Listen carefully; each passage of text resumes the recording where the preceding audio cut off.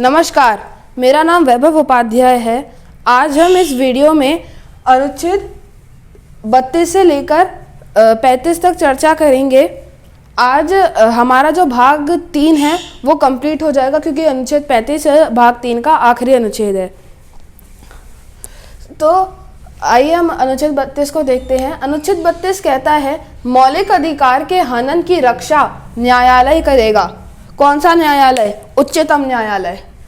जो उच्चतम न्यायालय है वो 4 प्रकार से मौलिक अधिकारों की रक्षा करता है। पहला, बंदी प्रत्यक्षीकरण, हैबियस कॉर्पस, यानी कि जो बंदी है, जिसे जेल में डाला गया है, उसको प्रत्यक्ष रूप से देखना। दूसरा, अधिकार परीक्षा, क्यो वारंटो,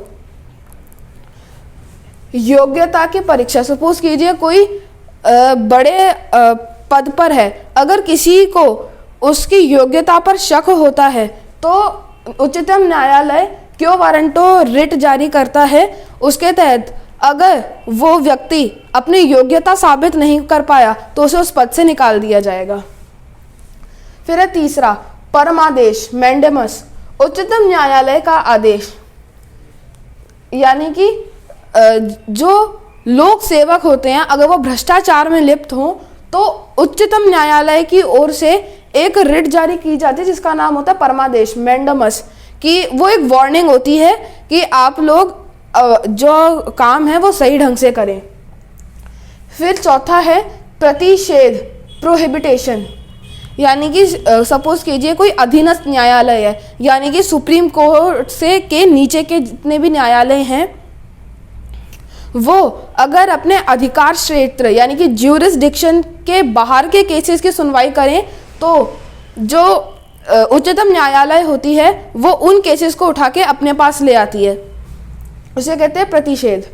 फिर है उत्प्रेषण, सर्शियरेरी, यानी कि सपोज कीजिए कि जो अधीनस्थ न्यायालय है उसने वो मुद्दा सुन भी लिया और उस पर डिसीजन भी सुना दिया, उसके बाद न्यायालय उच्चतम न्यायालय को पता चला तो वो उसके डिसीजन को ही खारिज कर देगी। फिर है अनुच्छेद 33, ये कहता है सशस्त्र बल, गुप्तचर विभाग आदि के लिए मौलिक अधिकार नहीं बने, यानी कि जो देश की सुरक्षा के लिए जो विभाग बने हैं उनमें उनके अंदर अपने कानून होंगे, मौलिक अधिकार नहीं होगा। अब सपोज कीजिए कि आर्मी में कोई है, वहाँ पर प्रोटेस्ट हो गया कि खाना अच्छा नहीं मिल रहा, मैं 15 दिन से ड्यूटी पे हूँ, मुझे परिवार वालों के पास नहीं जाने दिया जा रहा, तो फिर तो देश का काम हो गया, इसलिए इनके लिए मौलिक अधिकार नहीं बने। फिर है अनुच्छेद 34, ये कहता है फौजी कानून की स्थिति में मौलिक अधिकार खत्म कर दिए जाएंगे, यानी कि जब फौजी कानून यानी कि मार्शल लॉ लगता है तब जो आम जनता है उसके लिए मौलिक अधिकार नहीं होते, तब हमारे मौलिक अधिकार खत्म कर दिए जाएंगे।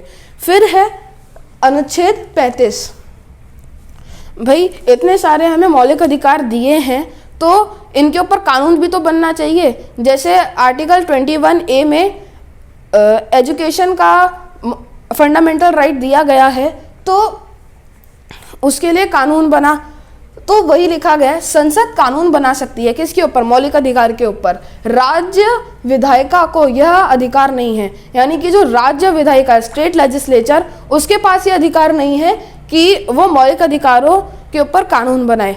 होप आप अनुच्छेद 32 से लेकर 35 तक समझ गए होंगे। अगर आपको मेरी वीडियो पसंद आई हो तो इसे लाइक, शेयर, कमेंट करें तथा मेरे चैनल को सब्सक्राइब करें। धन्यवाद।